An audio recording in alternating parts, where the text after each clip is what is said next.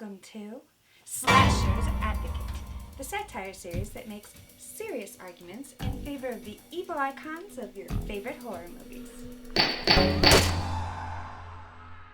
Note, I am not now, nor have I ever been, a lawyer, psychologist, or criminal profiler, but I'd love to play one on TV. Call me. Today we make the case for Michael Myers, also known as The Shape. In case you somehow don't know, Michael Myers is the slasher from the famous Halloween franchise. On a personal note, I'm super excited to begin this web series with Michael Myers because Halloween is my absolute favorite horror franchise. I saw the first one when I was only 4 years old, thanks Dad, and I've been obsessed ever since. Something about these movies captured my imagination and just cemented my love for the horror genre.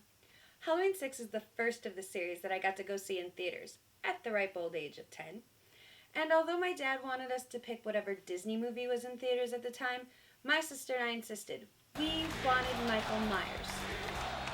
Since then, it's been tradition that we go to the newest Halloween movie opening night with my dad. Perhaps it's strange to some that I feel closest to my dad while watching horror movies, but I'd never claim to not be strange. This is simply a film series that has a lot of deep nostalgic ties for me, and so if I go a bit overboard, sorry, not sorry.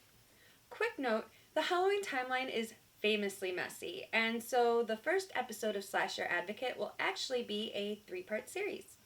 Today we'll be using the original timeline, which includes the OG 1978 Halloween, Halloween 2, a dash of Halloween 3 Season of the Witch, Halloween 4 Return of Michael Myers, Halloween 5 Revenge of Michael Myers, and Halloween 6 Curse of Michael Myers. I'll be using the theatrical release of Halloween 6 since more people have seen that than the producer's cut. Part 2 will cover the second timeline, Halloween 1978, Halloween 2, another dash of Halloween 3 Season of the Witch, Halloween H2O, and Halloween Resurrection. Part 3 won't come out until after Halloween Ends is released, so yeah, gonna be a bit of a wait on that one. But since it has been confirmed that Halloween Ends is the final chapter in this newest timeline, I wanted to wait and make sure that I have the full story before advocating for this newest version of Michael. You may have noticed that I'm excluding the Rob Zombie Halloween timeline.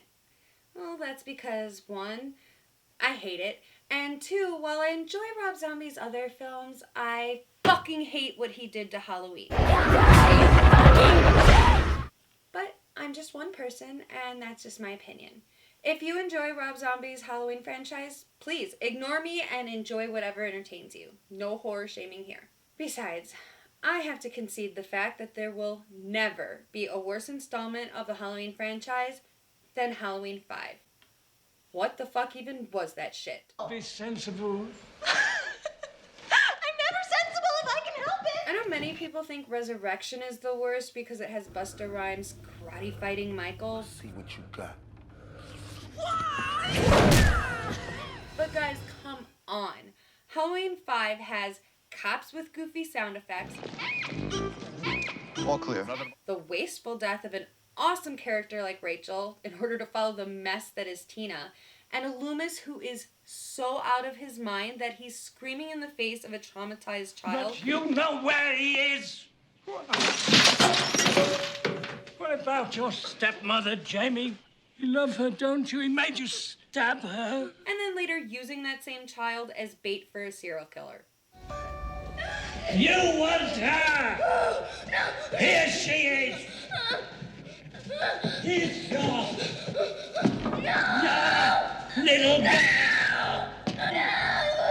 Jamie's the only good part of Halloween 5, and that's because Danielle Harris is awesome, which is also true of the Rob Zombie movies. Annie is the only good part of those films. Accusation. Michael Myers is an evil boogeyman, devoid of humanity and irredeemably unrepentant in his violence.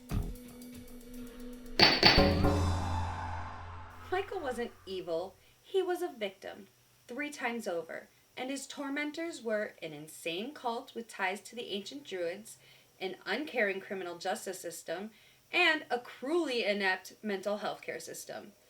Everything he did and became was a result of brainwashing from a cult from a young age and the blindness of those who should have been there to help him. If he had gotten the necessary care, attention, and treatment after killing his sister Judith, none of the other murders would have even happened. In fact, if his parents had been paying better attention, he might never have killed Judith at all. Remember, he was only 6 when he killed his sister. Too young to be held accountable for his own actions, and far too young to be labeled as irredeemable by his psychologist. I spent 8 years trying to reach him, and then another 7 trying to keep him locked up because I realized that what was living behind that boy's eyes was purely and simply evil. Now, I'd like to begin my defense at the end to try and make this messy timeline somewhat comprehensible. So, in Halloween 6, we finally learn about the Cult of the Thorn. Their main purpose in existing is to appoint a sacrifice who is meant to kill their entire family when the Thorn constellation appears on Samhain, aka Halloween, bitches! This family is sacrificed in order to bring peace and protection to all other families. Now, the magic of the ancient druids is something established as real in the Halloween universe in Halloween 3, Season of the Witch. Don't worry, I will get to how that hot mess of a movie is related to this timeline in just a little bit. The druid cult brainwashes at least 3 children in the 18 or so years that we're privy to. 2 were directly related to the Myers family, and 1 was directly related to the Strode family, who are only involved because they were kind enough to adopt Laurie. Perhaps your memory needs refreshing on this. In Halloween 1978, we see Michael go completely blank after he kills his sister and his parents unmask him. In Halloween 4, we see Jamie go into a trance as she gets scissors and stabs her foster mother. And in Halloween 6, we see Danny trance out when he tries to protect his mom from his bitch-ass grandpa, and again when he leaves the boarding house to go back to the Myers house, and yet again when they return to the boarding house and the man in black is revealed to be Dr. Wynn. Michael was the cult's first successful attempt at fulfilling their purpose, but only because he was completely failed by his parents, the judge who presided over his trial about Judith's murder, and especially Dr. Loomis and the mental health care system. Michael Myers is the most dangerous patient I have ever observed. Doctor, there is no diagnostic evidence to support that statement. He's covering up. This catatonia is a conscious act. So, now that I've accused the shadowy cult of the Thorn of being behind Michael's crimes from the beginning, let's start sorting through my evidence. In 1978, 6-year-old Michael killed his sister Judith. We watched, through his own point of view, as he walks into the house in a zombie-like state, goes to the kitchen to get a knife, and then goes upstairs to repeatedly stab his sister. We watch as he looks away from the horror, staring at his own hand as he slashes Judith, almost as if he can't believe what he's doing.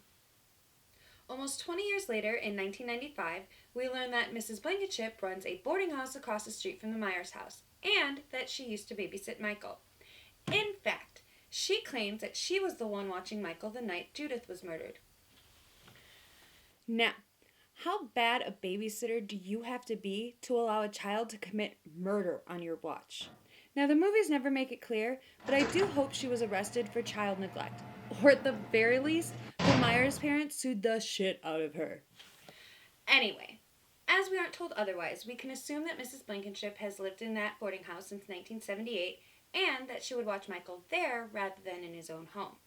This is backed up by her absence in the Myers house that night, as well as Judith seemingly so sure that she had the house to herself that she decides to have probably super disappointing sex with her Minuteman boyfriend.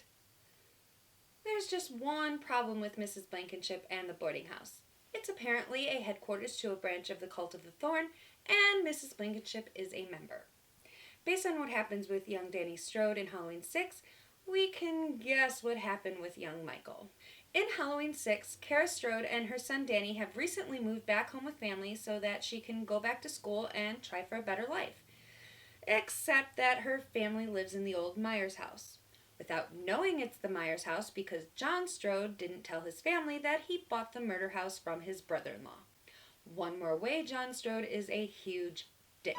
The reason you moved us into this house, your brother could never sell it because of what happened here, could he?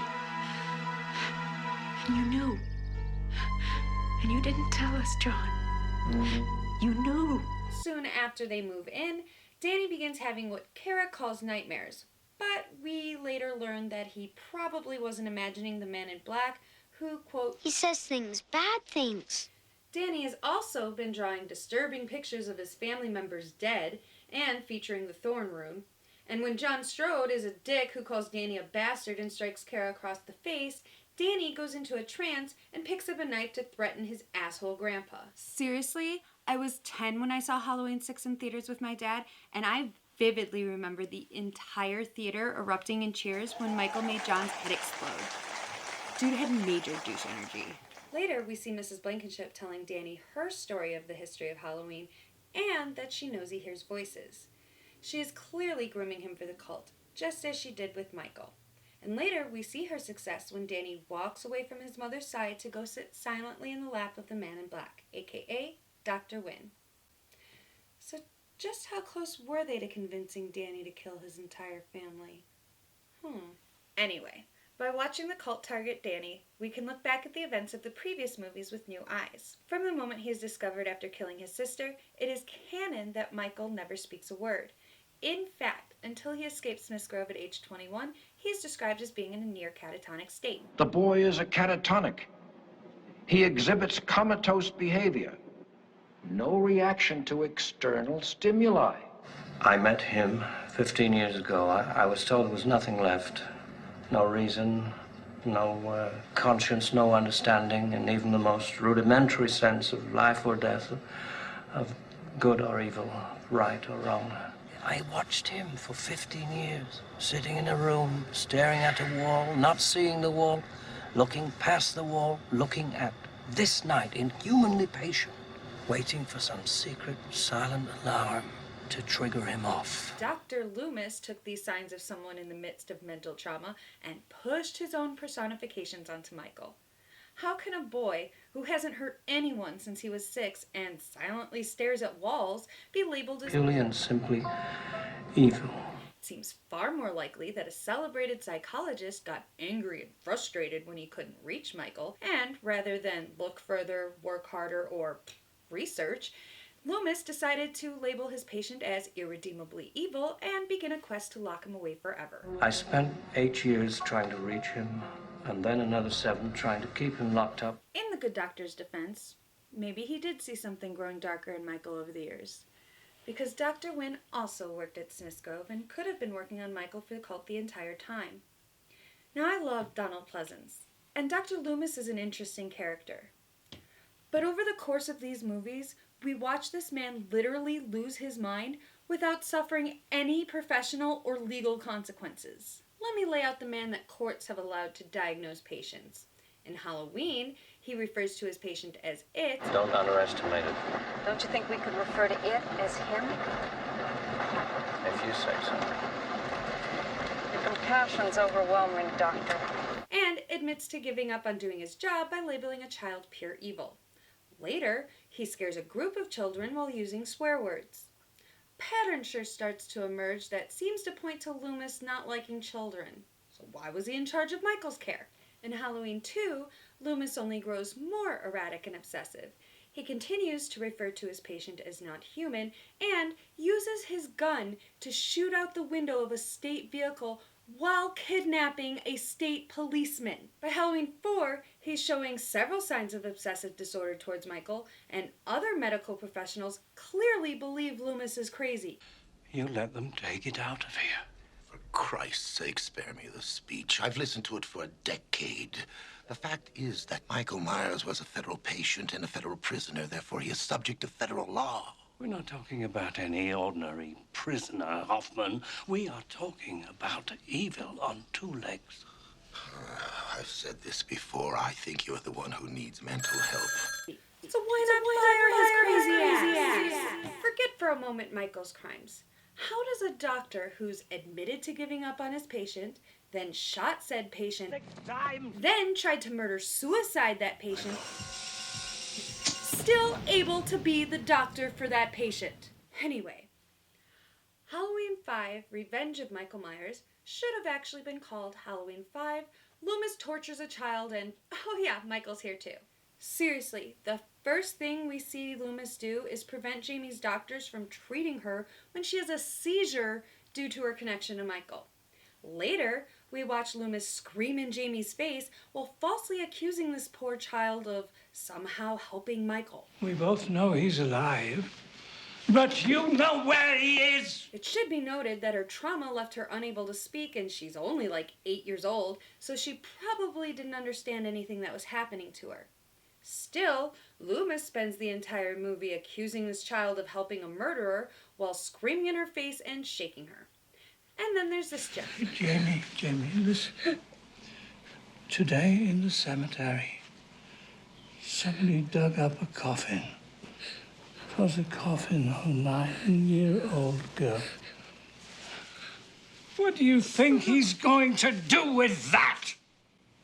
Huh? Yeah, he's basically implying to an already troubled child that she's going to be murdered by her uncle. Then he somehow convinces police to use Jamie as bait to lure Michael into a trap. When the police are called away, leaving Jamie with only Loomis and a single deputy for protection, Loomis breaks the frickin' radio to keep help from arriving. This, of course, results in the death of the deputy and more trauma for Jamie. Charlie, Michael Myers is outside. Stay with the little girl. Please? Loomis grabs Jamie, keeping her from getting away, and lures Michael through the house, terrifying this child. And for what? Loomis spent the last 3 movies telling anyone who would listen that he gave up on Michael at age 14 because he was pure evil. Now you want to try and reason with him? The end result is a shoddy plan in which Michael ends up trapped under a metal net while Loomis shoots tranquilizers at him. Tranquilizers. At a guy who survived being shot 6 times and falling off a balcony, who survived being shot in the eyes and exploded, and who survived a round of shotgun blasts. Tranquilizers. But for whatever reason, they work. Except Loomis winds up having a heart attack or stroke or whatever, and that brush with death must have made him reel in his crazy, because by Halloween 6, he's retired and actually tries to protect the 2 children he's forced to interact with. Dr. Loomis's ineptitude at being Michael's doctor allowed Dr. Wynn and the cult to succeed at turning Michael into the monster the ritual required. In fact, I posit the theory that Michael never escaped Smith Grove in 1978 at all. I think that with Halloween and the Thorn constellation coming, Dr. Wynn released Michael and then released all the other patients just to cover up what he'd done. After all, it's Dr. Wynn who tries to convince Loomis not to go to Haddonfield to look for Michael, if you'll recall this super important scene. Responsible, Sam. Oh, no. I told them how dangerous he You was. couldn't have 2 roadblocks and an all-points bulletin wouldn't stop a 5-year-old. Well, he was your patient, Doctor. If precautions weren't strong enough, you should have told somebody. I told everybody! Nobody listened. There's nothing else I can do. You can get back in there and get back on that telephone, tell him exactly who walked out of here last night, and tell him exactly where he's going. Probably going.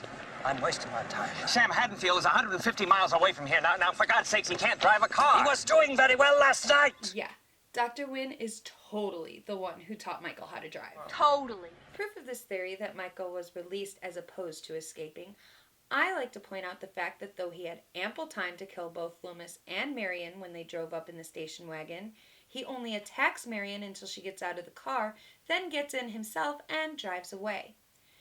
If Michael is evil, if he is the boogeyman, why wouldn't he go after the very doctor who labeled him evil and tried to get him locked away forever? Because Michael's mission is to kill his family. A mission implanted in his brain and reinforced by Dr. Wynn for over a decade. Had Loomis looked at Michael's actions, not talking, not interacting, staring at walls, dead behind the eyes, and treated them as symptoms, maybe he could have recognized the signs of disassociation and helped Michael strengthen his mind against outside influences. Instead, he looked at Michael's actions and concluded that the only answer was that the boy was Pure evil. That's some good doctoring there. To be clear, what I'm saying is that if Michael had access to a good therapist, maybe the cult would have failed at so deeply imprinting in the mind of a child growing from age 6 to 21. All those years, Dr. Wynn and the cult had direct access to Michael. And Loomis never noticed something was wrong. Huh? Also, to be clear, the state of Illinois is responsible for giving the cult access to a moldable mind. How the fuck does a 6-year-old child get sentenced to the same criminal insane asylum that also houses adult criminals? Michael was 6 when he killed his sister, and as far as we know, that was his only crime at the time. How bad was his lawyer that they couldn't get a child off with probation and court-ordered therapy, especially considering that Michael was comatose from the moment his parents found him with the knife? And even if they did want to lock up Michael, they couldn't find some other insane asylum to stick him in, maybe one that specializes in children? Forget the cult for a moment. The justice system is the one who put Michael somewhere where he was going to be surrounded by people older and far more violent than he was. He didn't stand a chance at survival. The justice system and the mental health care system gave up on Michael long before Loomis did. And worse, they set him up for failure because it would be damn near impossible for a 6-year-old child to develop normally in a state-run hospital like Smith's Grove. Especially in the 60s and 70s when mental health care was way worse than it is now. No! I didn't do nothing! Mac! No! The fact that there was no oversight or follow-up on the doctor placed in charge of his care. The fact that he was labeled irredeemably evil simply because he wasn't responding to the questionable methods of Dr. Loomis. The fact that he grew up age 6 to 21 surrounded by mentally ill criminal people, and the fact that he was abandoned by the justice system as well as his parents, it all adds up to a Michael that was never given the chance to get better or be saved. And with Dr. Wynn in charge of his care, he was unknowingly dropped in the hands of the very cult that caused him to kill his sister in the first place. So, if the cult was so successful at programming Michael in the mission to kill his family, why did he turn against them at the end of Halloween 6? To that I give you Dr. Wynn. He abandoned the original intent of the cult and perverted it into something else.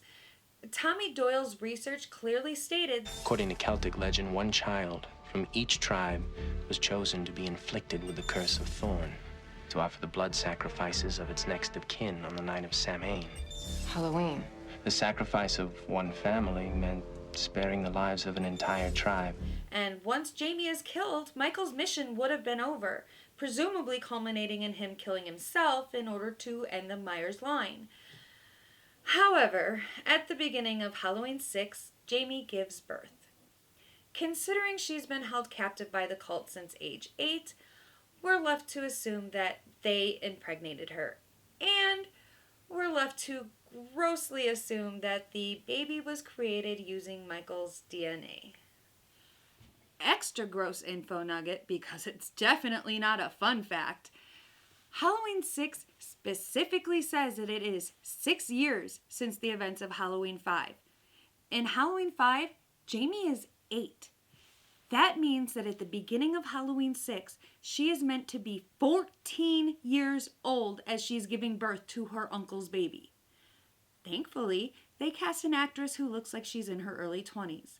But if I have to be aware of the real timeline, then so do you. Back to the point. If the cult wanted Michael to kill his entire family, why create more family? It's never specifically spelled out, but based on conversation context as well as the sciencey stuff and fetuses we see at the hospital, we can assume that the modern cult wanted to make more Michaels, perhaps to have their own unstoppable army. I'm not sure, and it really doesn't matter because Michael knows what the original cult ritual called for, and once he finds out that they made Jamie pregnant, he abandons them. This is why Dr. Wynn really calls Loomis out of retirement. The cult lost track of Michael, and they're hoping that Loomis will either lead them to him or draw him out. In the end, Dr. Wynn is satisfied enough having Jamie's baby and Danny Strode.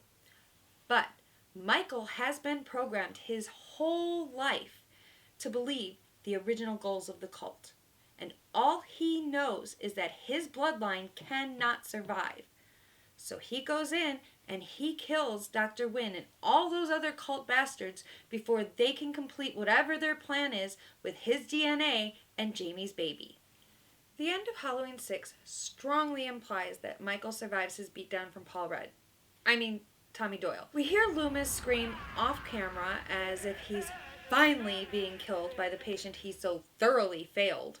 So, although Curse of Michael Myers is the last in this timeline, it's up to us to assume that Michael's still out there somewhere lurking in the shadows. Now, I argue that Michael died a long time ago and his body became the host of something inhuman. Take this scene as proof.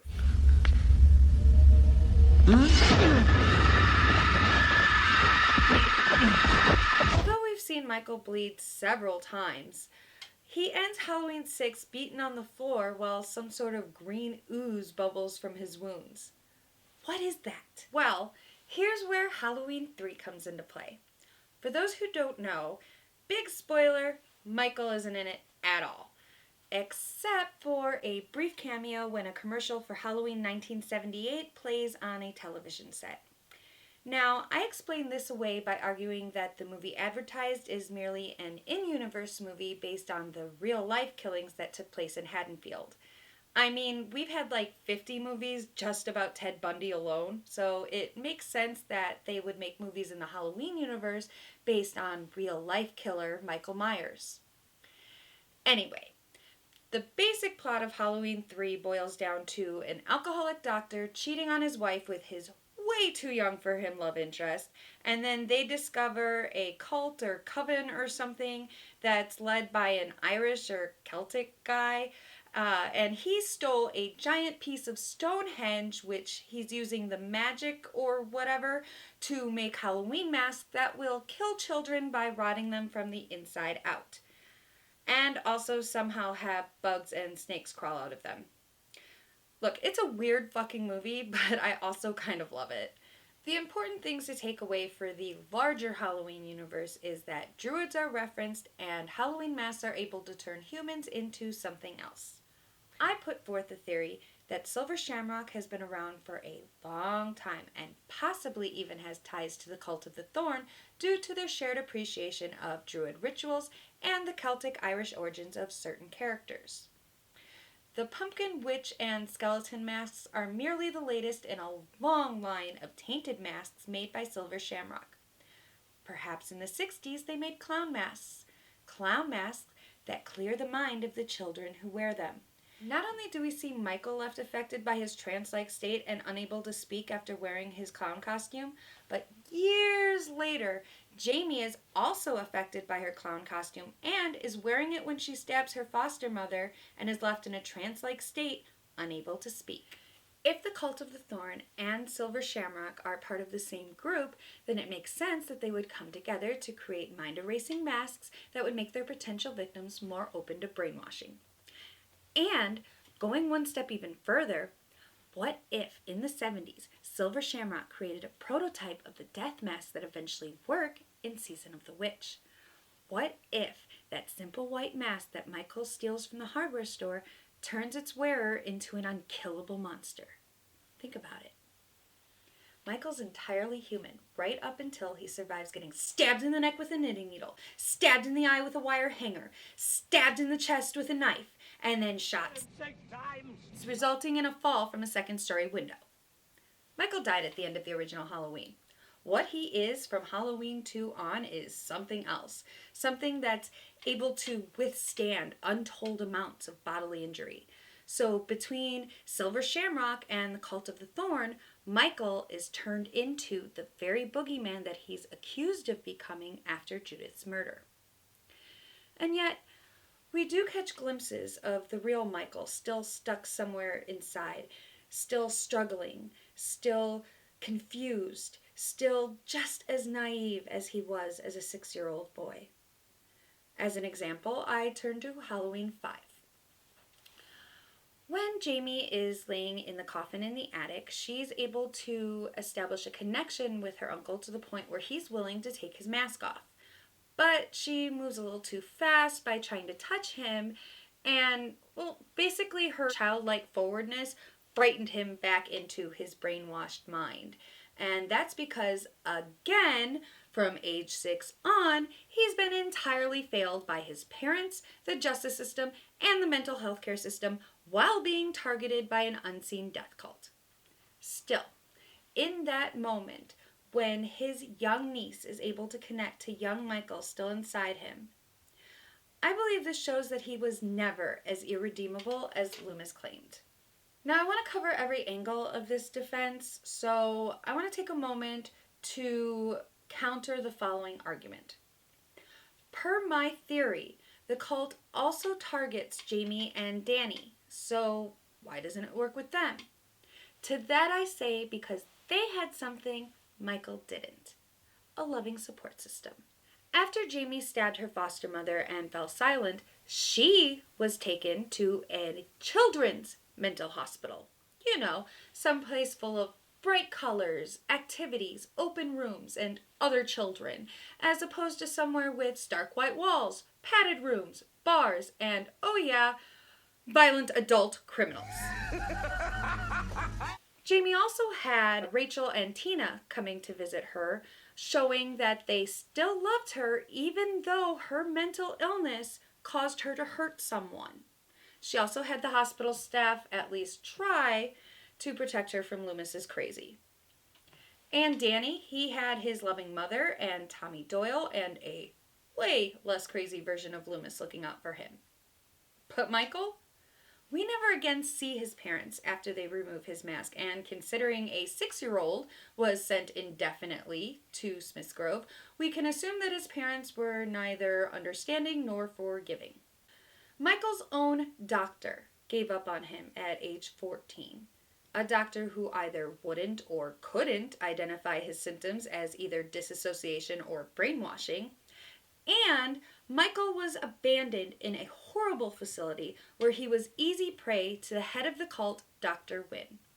From age 6 on, Michael was abandoned or betrayed by every single person who was supposed to help him. A tragic fate, considering the cult are the one who put him on the path to kill Judith, so even his first kill is entirely out of his control. To punctuate the point that Michael was corrupted by the cult's influence, I'd like to examine his victims. Now, sure, the body count gets higher with every movie, but that's because more and more people keep putting themselves in the way of the single-minded goal that Michael has been groomed for since he was a child. The cult wants him to kill his family, so he starts with Judith. But he's so young, and the act is so traumatizing that he shuts down completely afterwards.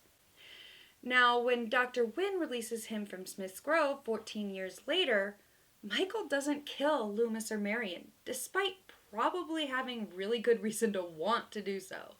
Instead, he steals their station wagon and begins heading home to Haddonfield. On his way home, he does commit his second kill in his lifetime, and I think it's more due to the fact that he needs to have his basic needs met: food, shelter, clothing. He kills the mechanic in order to get the coveralls to replace his flimsy hospital gown, and he probably also steals gas for the car and food to sustain himself. Michael's next victims are Laurie's friends, which lures his remaining sister out into the open. Laurie manages to get away and Michael chases her, but it's very clear at this point that she is his only target, as he barely even acknowledges little Tommy and Lindsay. Despite Laurie stabbing him in the neck, the eye, and the chest, he keeps getting up and coming after her because of the silver shamrock mask and because of the cult's ritual to complete his task and kill his family. Eventually, Loomis comes in and shoots him 6 times! Next we see Michael. He's wandering through the neighborhoods trying to find his way back to Laurie, who's been carted off to the hospital.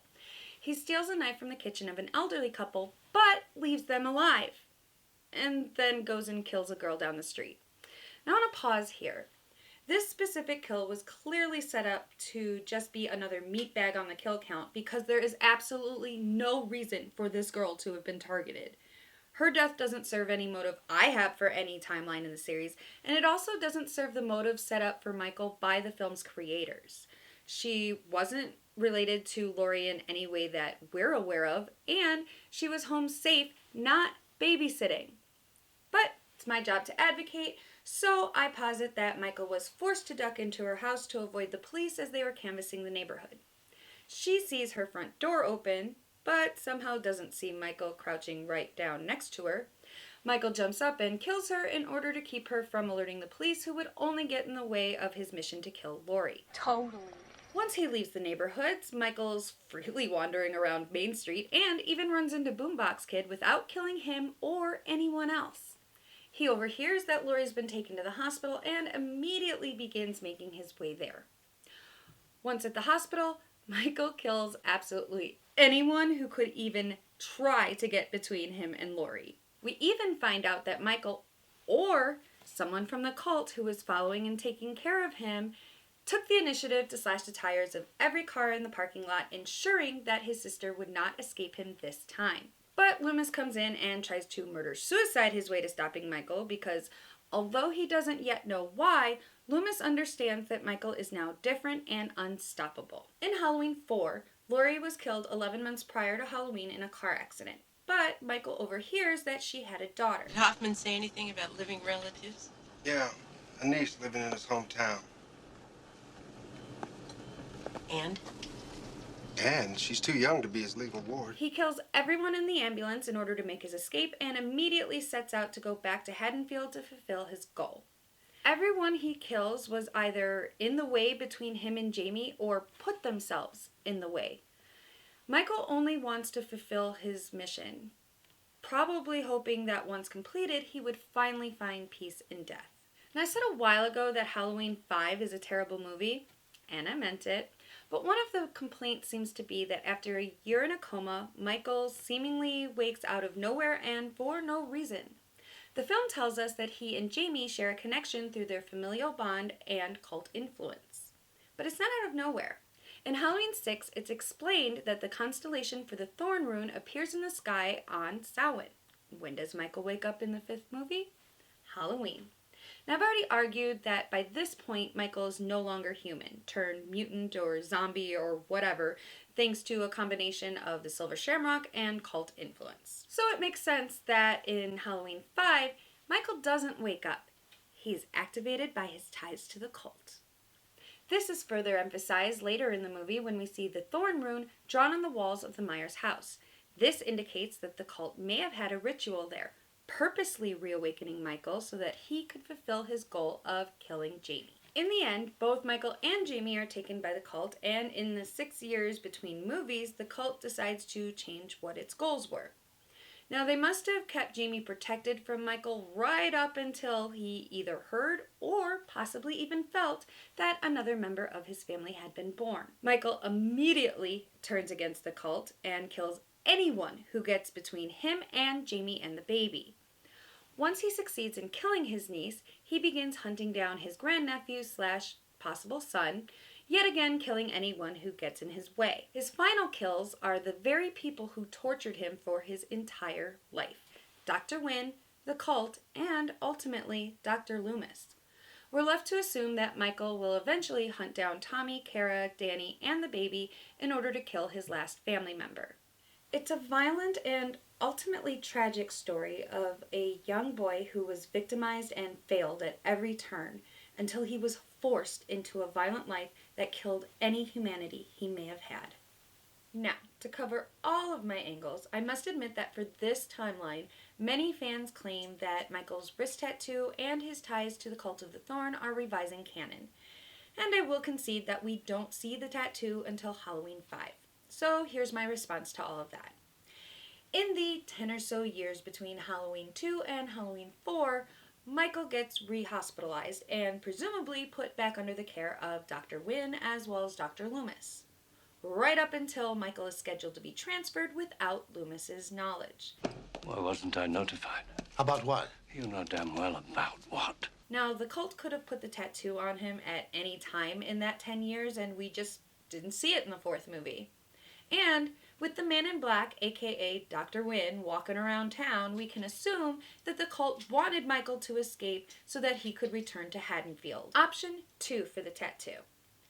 We've all been wondering why that old man at the beginning of Halloween 5 kept Michael in his home after fishing him out of the river. Maybe that old man was part of the cult. Maybe after keeping an unconscious Michael in his cave home for a year, he put the tattoo on him at the cult's request. After Michael and Jamie are taken at the end of Halloween 5, the cult has access to a near indestructible body with a weak and fractured mind. It would be easy to convince Michael of anything if you repeat the story enough, including that he had always had a tattoo that they had just put on him one of the 2 times he had been in a coma. Totally. That explains the tattoo. As for the cult itself being revisionist, I've already laid out in this defense several of the signs that the cult had always been there in the shadows throughout the film series, if you want to go looking for those signs. And since I'm Michael's advocate, I do want to go looking for them. So here's a recap of how the cult has always been around. Danny and Jamie's similar reactions to Michael's behavior indicates that the cult had targeted all 3 children. Mrs. Blankenship, while not seen in Halloween 1978, can easily be imagined to have always lived in the boarding house across the street from the Myers house, thus verifying her account of being Michael's babysitter the night that he killed his sister. And remember, Michael began stalking Judith from outside the house. He had to have come from somewhere, so it makes sense that he would go home after getting a dose of cult brainwashing from his babysitter. In Halloween 2, Michael writes the word Samhain on the board at the school, even though Loomis pronounces it wrong. Samhain. It means the Lord of the Dead. The end of summer. The festival of Samhain. This is our first tie-in to the Druids, who, according to the Halloween universe, originated the cult of the thorn. As to the magic, or whatever you want to call the thing that keeps Michael alive, despite several events where he should have been killed, the supernatural aspect of the Druid culture had already been established in the Halloween universe through that movie masterpiece, Halloween 3, Season of the Witch. So there it is, the original Halloween timeline showing how Michael was a victim turned into a monster through forces far beyond his control. He was 6 when he was targeted by a cult and then thrown away by his parents, the courts, and his own doctor. A doctor who claims to have watched the boy change as if something were coming over him. Failure. This force, this thing that lived inside of him came from a source too violent, too deadly for you to imagine. It grew inside him, contaminating his soul. It was pure evil. If anyone wants to accuse Michael of being evil or the boogeyman, then they must concede that he was made to be that. No child should be labeled as irredeemable, especially if they won't be given the opportunity to be redeemed. A 6-year-old cannot fathom the consequences of their actions, and Michael especially showed signs of mental struggle. He was so traumatized by the act of killing his sister that he went comatose and never spoke another word. Had Michael gotten help, had someone recognized the signs of brainwashing or cult indoctrination, had he been given a better doctor, perhaps he would have had a chance at a normal life. So there it is, my defense of Michael Myers. But I would never, ever defend him in a court of law because he broke the one rule of horror movies, or indeed the one unwritten rule of any movie. He killed dogs. I would never defend a dog killer in court. As a horror fan, come on, give me all the bloodiest, goriest bodies you got, but for goodness sake, leave animals alone. Leave him alone! Guys, I love pop culture discussions, so if you disagree with any of my points, or if you have any of your own to add, please do so down in the comments. And let's all try to be respectful. Remember, this is all for fun, so there's no need for anger, name-calling, or general rudeness. Let's all be the awesome horror fan community that I know we are. Thanks for watching, and tune in next episode for timeline number 2 of Advocating for Michael Myers. Rest in peace, Lester, Sunday, Max, The unnamed stray in the first movie, whom the internet says is actually named Olivia. The unnamed dog in the deleted scene from Halloween 2018. Good call removing that. And Ivan. Yes, he was killed in Rob Zombie's Halloween 2, but respect to all dogs. And while I'm at it, rest in peace Elvis, the rat who was killed by Michael in Zombie's first Halloween. Good. Some safety on that. I like the passion and everything. That's good, yeah.